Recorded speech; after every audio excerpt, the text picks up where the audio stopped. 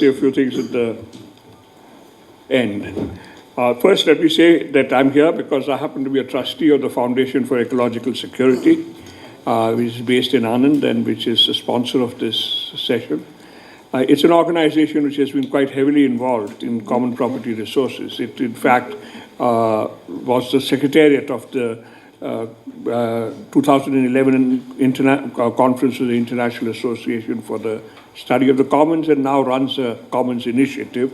And we have taken on the role of promoting the protection of the commons as a major goal of our organization. And we've had some success in a few states and also in advocacy. But that is the reason why I'm here.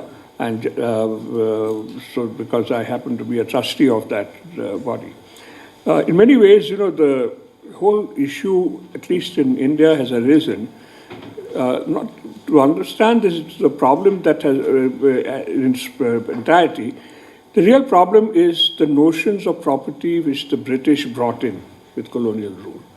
It isn't just the problem with this, the whole notion of private property that they brought in and government property that they brought in is part of the problem. So what they did was they look at the land and they say, okay, the land which is cultivated is land which clearly brings a revenue, it is revenue land, it is, and it is classified in a land classification as agricultural land, fallow land, etc., and so on, and it's under the revenue department. Then there are forests from which also revenue can be earned. So those were classified as forests, and they said, okay, this will be under the forest department. And then there was a third category of land which did not yield anything. Neither was it private land from which they would earn revenue, nor was it forest land from which they would earn an income. And they called it wasteland. This has been one of the greatest headaches that we've had.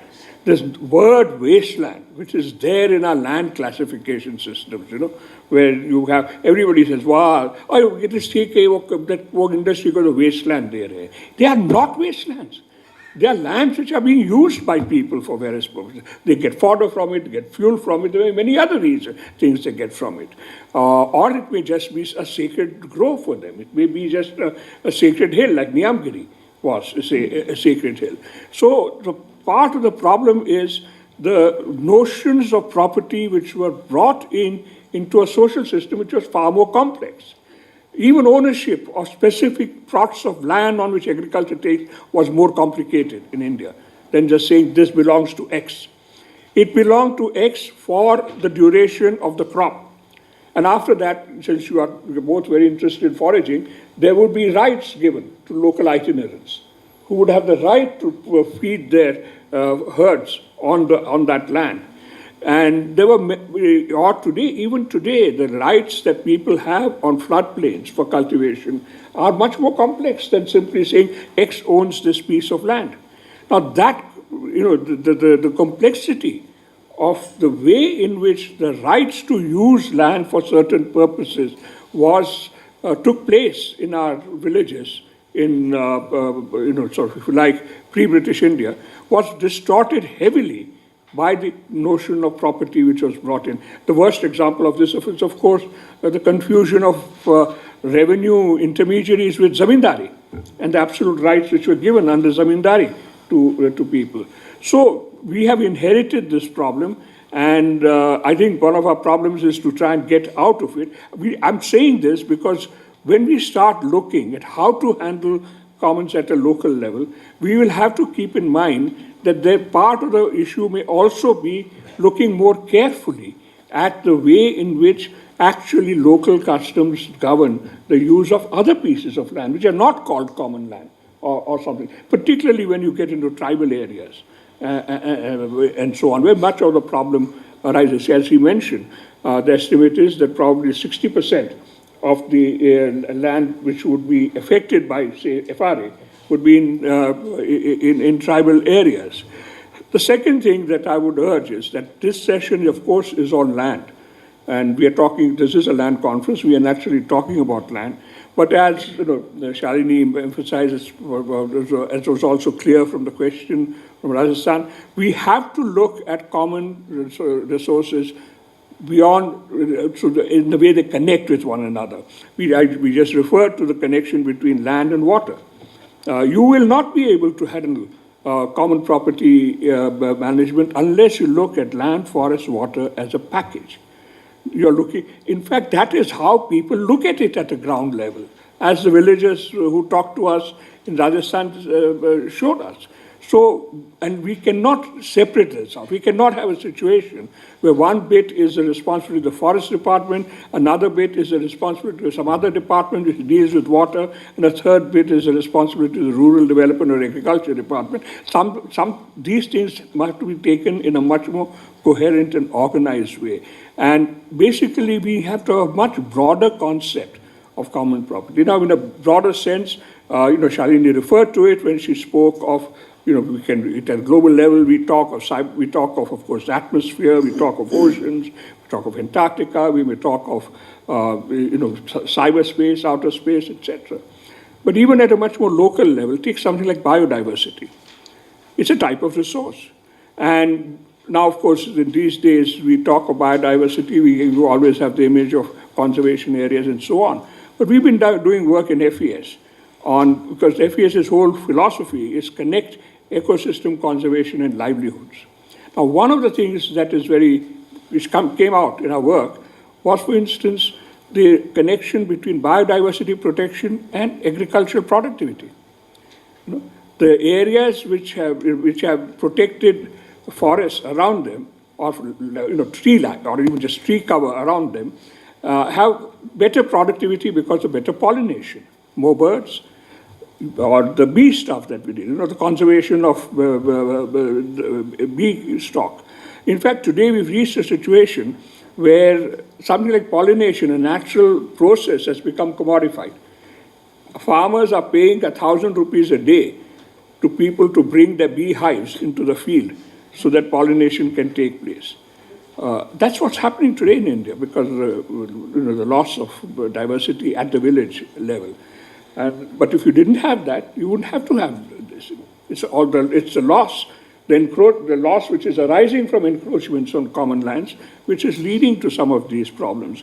So my plea is that we not only look at property in a much broader context than the simple segmentation of common property and private property and government property, but that it's a far more complex system, particularly when we get into tribal areas where you have never had a full-fledged land settlement ever. We're not talking of settled parts of the Western and Northern India. And then connecting across these different areas. Now, where do we go from here? First, I would say one point which I would stress, which is very important in the Supreme Court judgment, is a very clear statement. Common property resources are not government property. The government is not free to do what it likes with this. Forget private individuals. Even the government is not free to do what it likes with it. This is a very important principle. It's also in a certain way reflected in the Tribal Rights Act and the FRA. And I think this is something one must hang on to the extent possible. Already there are moves to dilute it. Public trust doctrine is the governing bill. Yeah, it is. Yeah, but there are already attempts to dilute this. On the tribal rights, there is already a move to dilute these things, but this is very important because this gives you a handle for saying that this can't be treated as your property, which you can give to who you like, to whoever is the ruling power in any place. This, of course, means that this will have to be embedded in some form of local governance.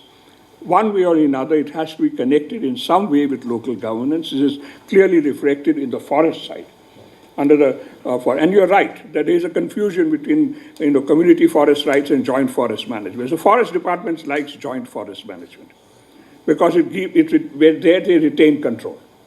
But communities, to make community forest rights effective, you will also have to do capacity building.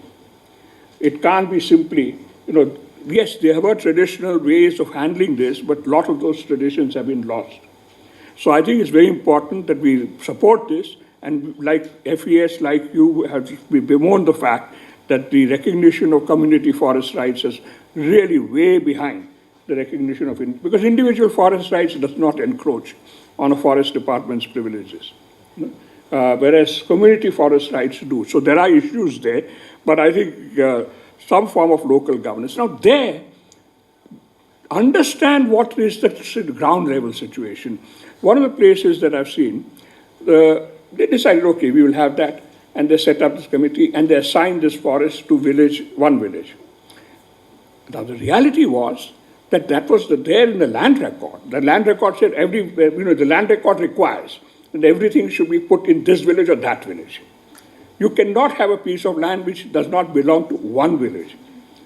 Every piece has to be assigned to this village or that village or something. They assigned it to one village. In reality, there are 4 other villages at the 4 corners who are absolutely connected and dependent with the land.